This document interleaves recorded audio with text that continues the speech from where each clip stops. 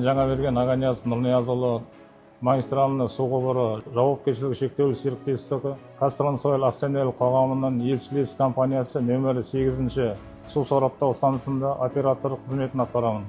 Су тасымалдау саласында 37 жылдан бері бір өндірістік бағытта еңбек етіп келемін. Менің негізгі міндетім станциядағы механикалық және технологиялық жабдықтардың сорап қондырғылардың үздіксіз әрі тұрақты жұмысын қамтамасыз ету. Жұмыс барысында станцияның барлық жабдықтарының қалыпты режимде жұмыс істеуін қадағалаймын. Мен үшін бұл мамандық жай ғана жұмыс емес, елдің су тасымалдау жүйесінің тұрақты әрі қауіпсіз жұмыс істеуіне қосқан үлесім деп білемін.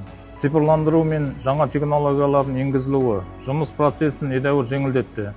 Қазіргі таңда көптеген операциялар автоматтандырылып, жабдықтардың жұмыстарын онлайн бақылауға мүмкіндік туды.